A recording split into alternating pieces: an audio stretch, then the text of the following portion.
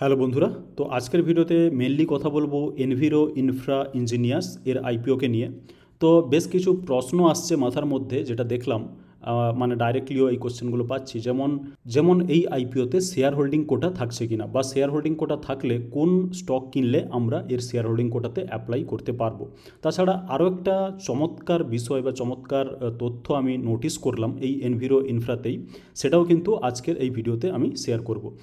তো কালকে আমরা মার্কেট দেখেছি, মার্কেট একেবারে রকেটে পরিণত হয়েছে, 2.39% আপ। যদি আমরা নিফটিতে দেখি, নিফটি 50 আর নিফটি ব্যাংক হচ্ছে প্রায় 1.5% মতো আপ। তাছাড়া আমার যা ইন্ডেক্স এখানে লাগানো থাকে প্রত্যেক দিন, সেগুলোই আছে।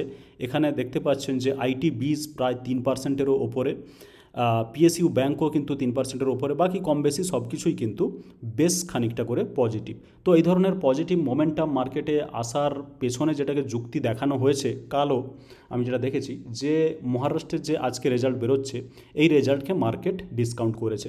তো মার্কেট ডিসকাউন্ট করা মানে কি, মার্কেট জেনারেলি কী হয়, যখন কিছু পজিটিভ ঘটতে চলেছে ফিউচারে, সেটাকে অ্যাজিউম করে মার্কেট কিন্তু আগের থেকেই বেড়ে যায়। তাছাড়া এর উল্টোটাও হয়, হয়তো কিছু নেগেটিভ ঘটতে চলেছে ফিউচারে, ফিউচার মানে অনেক বেশি ফিউচারে নয়, হয়তো ইমিডিয়েট ফিউচারে, আর সেখানে মার্কেট কিন্তু আগের থেকে, যদি সেটা মানে খারাপ হতে চলেছে, তাহলে কিন্তু মার্কেট আগের থেকে সেটা অ্যাজিউম করে এবং মার্কেট পড়তে থাকে। তো এটাকে মার্কেট ডিসকাউন্ট করা বলে। আজকে যেটা মহারাষ্ট্রের রেজাল্ট আমরা দেখলাম, সেটা কিন্তু বেশ পজিটিভ বিজেপির জন্য, আর সে কারণে এটা কালকে বলা হচ্ছিল যে ওটাকে মার্কেট কিন্তু অলরেডি ডিসকাউন্ট করছে। তবে এর মানে এই নয় যে এই পজিটিভ, যেটা ভালো রকমই পজিটিভ যে রেজাল্ট বেরোলো, সেটা হয়তো মার্কেটকে আরও ওপরের দিকে নিয়ে যেতে পারে। তবে এটা হচ্ছে কালকের চার্ট, যেটা আপনারা দেখতে পাচ্ছেন। আপনি যদি একটু 6 মাসের চার্টেও যান, তাহলে কিন্তু পরিষ্কার একটা ছবি লক্ষ্য করবেন। পরিষ্কার ছবিটা কি, সেটা হচ্ছে মার্কেটের এই যে কামব্যাক, এত বড় মানে 2.39%, প্রায় 2000 পয়েন্ট মতো সেন্সেক্সে চেঞ্জ হয়েছে, আর 560 পয়েন্ট মতো দৌড়েছে নিফটি 50। তো সেটা যথেষ্ট পজিটিভ। এখানে মোটামুটি রিসেন্ট পাস্টে কিন্তু আমরা এরকম পজিটিভ 2.5% মতো নিফটি পজিটিভ, সেটা কিন্তু আমরা দেখিনি। কিন্তু টেকনিক্যালি যদি দেখেন, তাহলে কিন্তু ক্লিয়ারলি বুঝতে পারছেন যে এটা কিন্তু 200 ডেজ ইএমএ থেকেই কিন্তু এটা রিবাউন্ড করছে বা ঘুরে দাঁড়ানোর চেষ্টা করছে।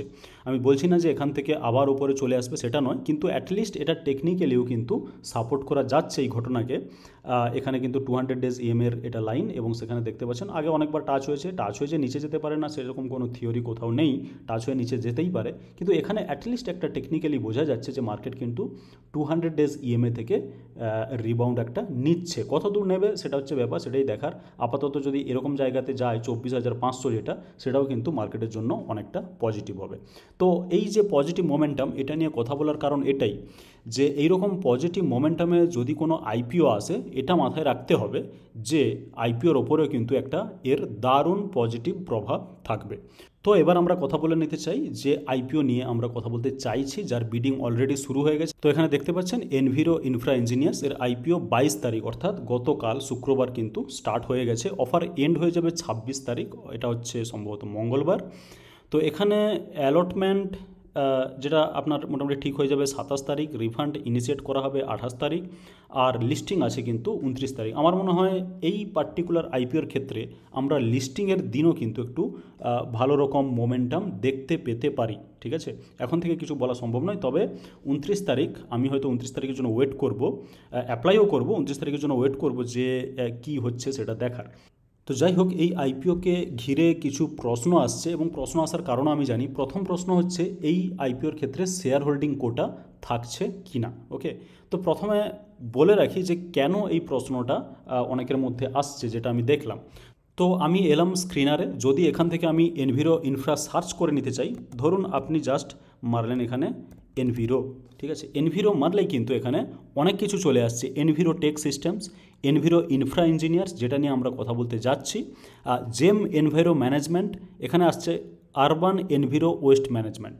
ঠিক আছে, তো সে কারণে বন্ধুদের মধ্যে একটা কনফিউশন আসছে। আমি দেখলাম যে এনভিরোর কি তাহলে কোনো শেয়ার হোল্ডিং কোটা ছিল, যেটা নিলে আমরা শেয়ার হোল্ডিং কোটাতে অ্যাপ্লাই করতে পারতাম। অ্যাপ্লাই করতে কেন ইন্টারেস্টেড সবাই, সেটা আমরা একটুক্ষণের মধ্যে জানতে পারবো। যাই হোক, এখানে বন্ধুদের একটাই বলে রাখি যে এনভিরোর কোনো এখানে শেয়ার হোল্ডিং কোটা ক্যাটাগরি নেই, সেই জন্য কোনো স্টক নিলেই আপনার কিন্তু শেয়ার হোল্ডিং কোটাতে অ্যাপ্লাই করার কোনো চান্স থাকবে না। তাছাড়া এগুলো কিন্তু এর পেরেন্ট কোম্পানি নয়, যেটা নিলে আপনার ক্ষেত্রে শেয়ার হোল্ডিং কোটা থাকতে পারে। শেয়ার হোল্ডিং কোটা তখনই থাকে যখন কোনো কোম্পানির প্যারেন্ট কোম্পানি অলরেডি আছে, সে তার সাবসিডিয়ারি মানে যেটা ছোট কোম্পানি বা বাচ্চা কোম্পানি সেটাকে লিস্ট করাতে চাইছে, তখনই কিন্তু প্যারেন্ট কোম্পানির স্টক থাকলে আপনি যেটা বাচ্চা কোম্পানি তার কিন্তু নিতে পারেন, মানে সাবসিডিয়ারির ক্ষেত্রে আপনি আইপিওতে অ্যাপ্লাই করতে পারেন শেয়ার হোল্ডিং কোটা দিয়ে, আদারওয়াইজ কিন্তু সম্ভব নয়। তো যাই হোক, আমরা যদি এনভিরো ইনফ্রাতে আমরা যাই, আমি এর আগে অলরেডি একটা ভিডিও দিয়েছি আমাদের চ্যানেলে, এখানে দেখতে পাচ্ছেন লাস্ট কল এনটিপিসি গ্রিন। এখানে এনটিপিসি গ্রিনের ব্যাপারেও কথা হয়েছে, আর এনভিরো ইনফ্রার ব্যাপারেও আমি কিছুটা মোটামুটি একটা শর্ট অ্যানালাইসিস করে দেখিয়েছি। তো আজকে যদি আমরা আবার একটু দেখে নিতে চাই যে নাম্বারগুলো কিন্তু খুবই অ্যাট্রাকটিভ, ছোট মার্কেট ক্যাপের কোম্পানি, আর কি বিজনেস করে সেটা জানতে চাইলে আপনি এদের ওয়েবসাইটে আসতে পারেন, এনভিরো ইনফ্রা ইঞ্জিনিয়ার্স লিমিটেড। এরা কিন্তু একটা ফিউচারিস্টিক বিজনেসে কাজ করে, আগেও বলেছি এরা কিন্তু ওয়াটার এবং ওয়াটার ম্যানেজমেন্ট এবং ওয়াটার ম্যানেজমেন্ট পুরো মোটামুটি ওয়াটারের স্পেশালিস্ট, ঠিক আছে। তো এই ধরনের একটা সেক্টর খুবই ফিউচারিস্টিক আমার বলে মনে হয়, এবং এর যে পারফরমেন্স, ফাইন্যান্সিয়াল পারফরমেন্স সেটা কিন্তু দারুণ। যদি রেশিওগুলোর দিকে তাকান তাহলে কিন্তু দেখতে পাবেন যে মাত্র 20 পিতে এটা কিন্তু আসছে, আর 47 হচ্ছে প্রায় আরওসি, আর আরওই হচ্ছে 50%। এগুলো কিন্তু তাবড়তোড় আমি বলবো। এবং এখানে পেয়ার কম্পারিজন দেখে কোনো লাভ নেই, আমি আগেও বলেছি পেয়ার কম্পারিজন খুব একটা কিছু নেই। এখানে কোয়ার্টারলি রেজাল্ট দেওয়া থাকলে ভালো লাগতো, কিন্তু এখানে আরেকবার দেখে নিন প্রফিট অ্যান্ড লসটা। প্রফিট কিন্তু একেবারে রকেটের মতো গতিবেগে দৌড়চ্ছে। তো যাই হোক, আমি এখানে আর বেশি কিছু অ্যানালাইসিস করবো না, অলরেডি আমি আগে অ্যানালাইসিস করেছি। তো বন্ধুদের মোটামুটি বোঝাতে পারলাম যে এনভিরো ইনফ্রার ব্যাপারে কোনো অ্যাকচুয়ালি কনফিউশন থাকা উচিত নয়, তার কারণ এনভিরো ইনফ্রার ক্ষেত্রে কোনো শেয়ার হোল্ডিং কোটা নেই। আরেকটা যেটা চমৎকার জিনিস যেটা আমি দেখলাম, নোটিস করলাম, আমি সেটার জন্য বিএসসি, সেটা দেখানোর জন্য অ্যাকচুয়ালি বিএসসির ওয়েবসাইটে এলাম, এবং বিএসসির ওয়েবসাইটে গিয়ে আমি দেখতে চাই আইপিও বিল্ডিং। এখানে ইন্টারনেট একটু স্লো আছে, ধৈর্য ধরতে হবে।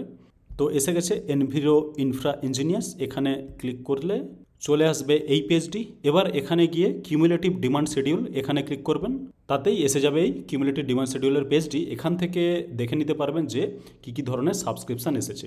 যেটা খুবই মজার এবং যেটা খুবই পজিটিভ বলে আমার মনে হচ্ছে, সেটা হচ্ছে এই কোয়ালিফাইড ইনস্টিটিউশনাল বায়ার। এরা দেখুন, এদের জন্য যা এটা ছিল রিজার্ভ, সেখানে কিন্তু অলরেডি তার ডবল বিডিং চলে এসেছে। আমি কিন্তু এটা খুবই কম লক্ষ্য করেছি, বা লক্ষ্য করিনি বললেই চলে। আমার মনে পড়ছে না যে আমি কবে লক্ষ্য করেছি যে কিউআইবি কোটা, যেটা প্রথম দিন, মাত্র একদিনই আইপিও খোলা ছিল কিন্তু 22 তারিখ, মানে শুক্রবার, মানে কাল। তো একদিন বা প্রথম দিনেই এর ডবল বিডিং হয়ে গেছে, এটা কিন্তু আমি আগে কখনো দেখিনি। এবার নন ইনস্টিটিউশনাল ঠিক আছে, এরা অনেক সময় ভর্তি করে নেয়, প্রথম থেকে যেটা পায় 3 গুণ মোটামুটি সাবস্ক্রিপশান এসে গেছে প্রথম দিনেই। রিটেলদের ক্ষেত্রে দেখুন, রিটেলদের ক্ষেত্রে এটা 1.70। রিটেলরা মোটামুটি আমি দেখেছি এদের টেন্ডেন্সি সেটাই যে প্রথম দিনে আমরা অ্যাপ্লাই করে দেবো, নাথিং রং ইন দ্যাট। এবার কিন্তু এই কিউআইবি কিউআইবি প্রথম দিনে ডবল বিডিং হয়ে যাচ্ছে আমি কিন্তু দেখিনি। কিউআইবি জেনারেলি কী করে, একদম শেষ দিন পর্যন্ত ফুল হয় না, শেষ দিনে এসে যত গুণ করা তত গুণ হয়ে যায়, বা শেষ দিনের আগের দিন, মানে সেকেন্ড লাস্ট দিন। এখানে প্রথম দিনই এতটা গ্যাপ আছে, ভাবনা চিন্তা করার সময় আছে, তা সত্ত্বেও প্রথম দিনই কিন্তু এরা অলরেডি ডবল বিডিং করে ফেলেছে। তো রিটেলরা হচ্ছে 1.70%, আর এমপ্লয়ি রিজার্ভ সেটা হচ্ছে 3 টাইমস অলরেডি হয়ে গেছে এমপ্লয়ীদের জন্য। বাকি এখানে দেখতে পাচ্ছেন যে রিজার্ভেশন পোর্শন শেয়ার হোল্ডার, এখানে কিন্তু কোনো রিজার্ভেশন কোটা নেই। তো অনেকেই হয়তো বলবেন যে এটার হয়তো এই যে সাইজ, যেটা মাত্র 650 crore টোটাল ইস্যু সাইজ, সেই জন্যই হয়তো এটা ডবল হয়ে গেছে এত সহজে, না হলে হয়তো এটা হতে পারতো না।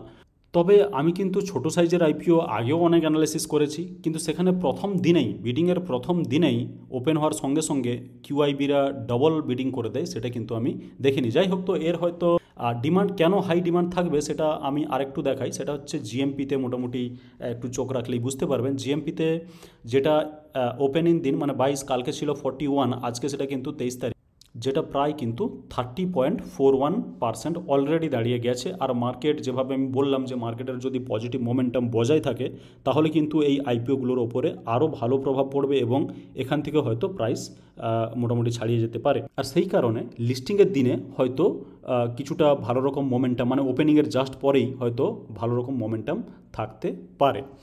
আর এখানে আপনার অ্যানালাইসিস কী সেটা কমেন্ট করে জানাতে পারেন। আমরা একটা পোল অলরেডি জেনারেট করেছি, এখানে দেখতে পাচ্ছি আমাদের চ্যানেলে গিয়ে আপনি আপনার যে মতামত সেটাতে মোটামুটি ভোট দিতে পারেন। সেখান থেকে আমরা একটা আইডিয়া পেয়ে যাব যে আমরা রিটেল বন্ধুরা অ্যাপ্লাই করতে চাইছি কি চাইছি না। তো বাস ভিডিওতে এইটুকুই। ভিডিওটি ভালো লেগে থাকলে ভিডিওটিকে লাইক করুন, চ্যানেলটিকে সাবস্ক্রাইব করে রেখে দিন, যাতে করে আমাদের প্রত্যেকটা ভিডিওর আপডেট আপনি সঙ্গে সঙ্গে পেয়ে যেতে পারেন। আর ভিডিওটি দেখার জন্য আপনাকে অনেক ধন্যবাদ।